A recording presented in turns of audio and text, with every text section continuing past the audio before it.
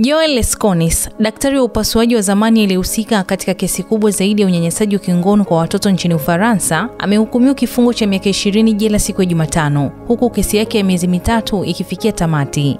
Mahakama za Ufaransa zimemkuta Lesconis mwenye umri wa miaka 74 na hatia ya kuwanyanyasa kingono waathirika 299 kwa kipindi cha miaka 30, wengi wao wakiwa wasichana na wavulana wenye umri wa wastani wa umri wa miaka 11.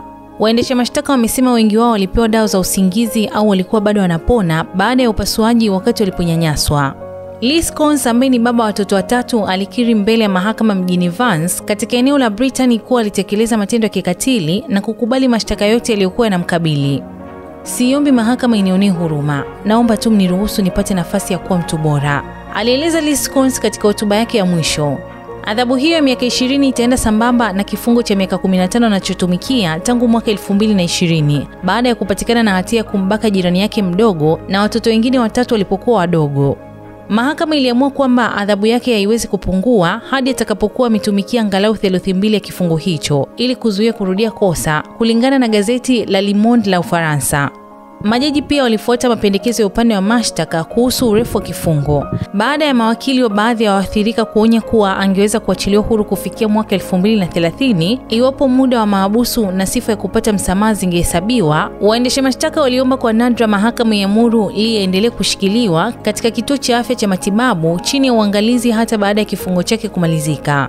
Haijabainika wazi ikiwa mahakama ilikubali ombi hilo. Mamia ya mashahidi waliotoa ushahidi mahakamani, akiwemo mpwa wa Lee na rafiki wa familia, wakiwa sasa katika miaka ya 40, wote walisema walinyanyaswa naye mapema miaka 1980. Hata hivyo, sheria za Ufaransa hazikumruhusu kushtakiwa kwa matukio hayo kwa sababu yalitokea miaka mingi iliyopita.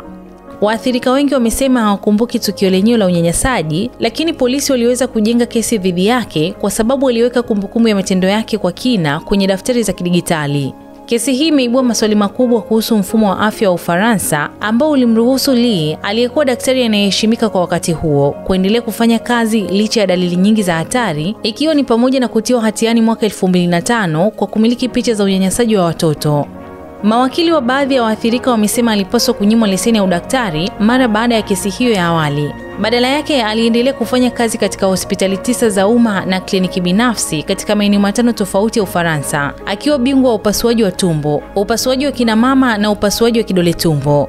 Wawakilishi wa waathirika pia wanatumaini kuwa kesi hii itasababisha uchunguzi wa kina kuhusu namna mashtaka ya unyanyasaji wa watoto yanavyoshughulikiwa kwa uzembe, hasa pale anapomhusisha daktari, taaluma ambayo inakumbwa na uhaba mkubwa wa wahudumu maeneo mengi. "Kulikuwa na ishara kwa zaidi ya miaka 30, alisema Francisca Sata, wakili wa waathirika 10 na familia zao. Mtu huyu alinufaika na mfumo uliompa fursa ya kujitengenezea uwanja wake wa kuinda, aliongeza. Wakati wa kesi hiyo, waathirika wengi walifuatilia kwa njia ya video kutoka ukumbi mkubwa wenye viti 450 uliokuwa karibu na jengo la mahakama ambalo halikuwa na uwezo wa kuwahudumia watu wote waliotaka kushuhudia mwenendo wa kesi hiyo. Kumbi mbili nyingine katika chuo cha zamani cha sheria zilitoa matangazo ya moja kwa moja kwa vyombo vya habari na watazamaji. Mimi ni Bahati Limo na hii ni Simulizi na Sauti.